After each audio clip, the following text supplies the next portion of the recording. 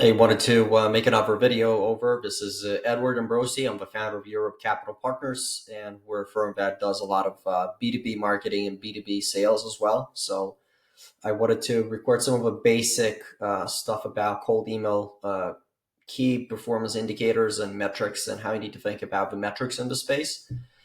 If you're a company, a firm, a business owner, and you're looking to get into this channel, it's appropriate to understand what are the intricacies and consequences of you getting into the channel. And what I also think is in 2025 coming in, you'll have significant bigger costs on advertising from a meta perspective, from a social perspective, and any other social channel or any other platform. And you're gonna need to understand how to use organic and how to use outbound to really uh, lower your advertising costs. So this is a big channel you need to look into. So first of all, the first thing that I'm going to be talking about is TAM, which is called Total Addressable Market. Now, if you think about TAM, is you probably have a business and you probably have particular markets you can go into, and you need to understand how many businesses exist in those markets, potential markets you're going to be serving. You might be able to serve 10, 20, 30 different markets, right? But in order to see if you can scale your outbound, is you need to have a bigger TAM. The bigger the TAM, the better. The bigger the TAM, that it means you're able to get in front of a limited amount of opportunities at the end of the day. Because if your TAM is small, if it has only 100 different businesses or 1,000 different businesses, because the reply rate is typically lower than 2 to 5%, I'm talking about positive reply rates, then you're not really going to be able to scale a campaign to a limited amount of deal flow. So you're going to need to get into more markets. So that's why you need to understand how to select markets that has TAMs that are scalable, and you can just build on top of that. Of course, you can recycle different markets back in, let's say you're reaching out to a market next 60 days and you're going to run out of leads. You can go into a different market, use a very similar strategy, get more customers, and build more case studies in that different market. But after that, after you've got out of leads, you need to go back to the initial market you started to see if there's maybe more people that are still interested that weren't interested in the first place. So that's a different tactic that you can use. Now, as far as what tools you could use to identify that, in the United States specifically, there's a tool called NAICS codes, which is quite interesting because this particular tool gives you the number of entities depending on different markets. Now, this gets more specific because if, for example, I want to go into waste management companies and I want to target those businesses to sell them a service or a software, whatever particular thing, um, you would click on this particular code, and then it's going to give you more codes that you need to look into. So you need to be very careful how you're selecting these numbers and how you're deducting how many companies exist. So for example, if I'm going to be targeting waste collection companies, then I know that this particular database has this amount of volume. So I know that if I'm going to go and get a code from them, which you can go and get a code on all these businesses and all the owners' emails and all the phone numbers and all the company details, you're going to be getting 10,000 emails. Or for example, I'm going to be getting, I want to target all the locksmiths for a different reason. Maybe you sell software to them, or maybe you're selling um, some sort of B2B service to a travel agency or whoever your market is. You can actually find different tabs in this using this approach, right? Now they also have SIG search, which is a little bit different. It's a little bit broader, I guess, than that other code. And let's say you can see how many construction companies are available, how many service-based businesses are available. You click on that, it gives you more particular divisions or categories related to this. Um, so you see, for example, if I'm going to be selling to industrial um, these types of companies, it's only 800 businesses. So I mean, You can email 800 businesses if you have the right infrastructure in a matter of a few days.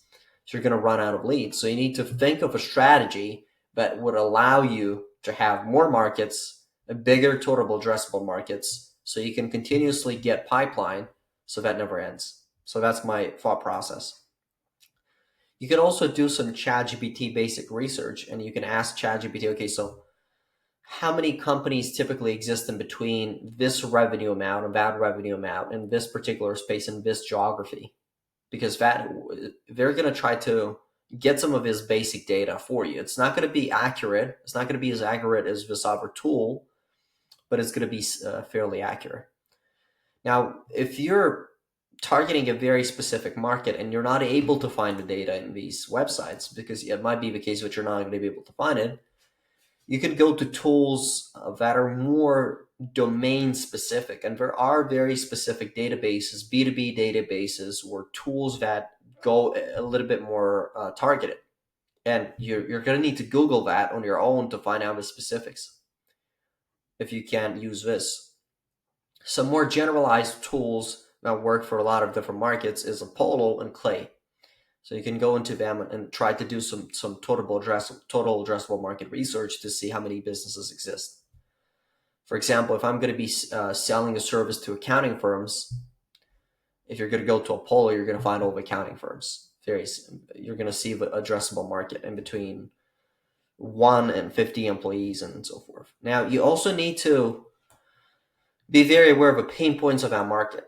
Before you get into total addressable markets, is you need to understand the goals of that market, the pain points and the demands of that market has. Because if you don't understand this, it's very difficult to build a campaign that is going to resonate with that market. And you need to be aware of what solutions they're aware of that are very comparable to what you're doing, or what technologies they might be using that is going to be an indicator that they're going to be more qualified to use as a person. So tabling this in a table in a spreadsheet is going to help you understand the TAM and the market a lot better, and whether your campaign is going to be successful or not. Now, this topic of triggers is super complex. I'm not going to go too much into detail, but I've attached a link, which is called clay.com University. This is fairly sophisticated stuff if you're new to cold email, but it's going to teach you how to think about triggers and what is going to be a good trigger, what's not going to be a good trigger, as far as how you're going to be able to enrich data and even find company lookalikes, and kind of like really have a different thought process as far as finding better and better leads over time. Clay's a good solution for that. I highly recommend you just learn about it first, understand how this works, and then understand how this is going to be customizable to your space.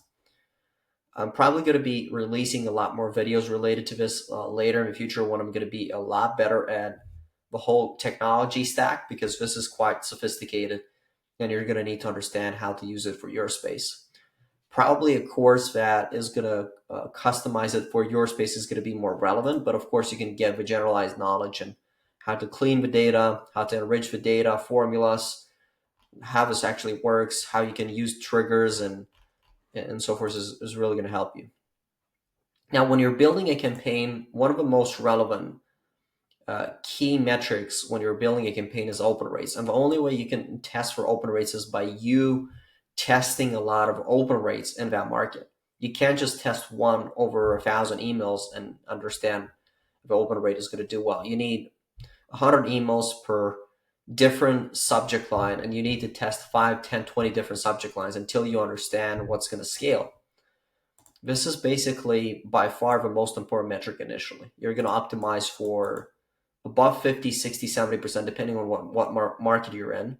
But you need to get a very high open rate in order for you to scale and getting bigger successes on your outbound, because this is the most important metric initially. After that, you're going to optimize your copy for reply rates, and you're going to get positive replies, you're going to get negative replies. You should have around 30% to 50% positive replies. If you're getting a lot less than that, the campaign is actually missing something as far as your copy, and it's yielding not interested people, or maybe your list is not that qualified for you. So this should be close to um, up to 5%, in some cases up to even 10% if you're very good at the process. But if you're getting close to 2 to 5%, and then from these individuals you're getting 30 to 50% positive replies, you should be scaling that campaign to get more deal flow in. Now, what's going to also be important is how many of these people you're closing, and what's the sales cycle, how many weeks it takes to close these people. This is a lot of marketing people don't really understand this stuff. They think that all this stuff matters. What's generating the revenue is sales. It's not marketing. So you need to understand how to get them from a positive reply to getting them on a call, understanding how to make your sales process correct to that particular industry. And then you need to also understand how to save time, because you can't wait for that deal to happen in 3 months. You need to understand how to make it happen in 1 month and a half for cash flow purposes, right? So you need to use different tactics and strategies, and you need to be on point on the sales process. So you need to be tracking how many are closing and how much time are closing to be able to understand how can we make this process way better so that we can get better results. Now, if you want all this process customizable to your space and to your business, book a call with me. We can talk on a call about all the specifics related to your business. Because again, I could be generalized in the video, but I could be a lot more specific to your space if we're going to be doing something together. So book a call if you want a lot more consultancy, and looking forward to serving you. Thank you.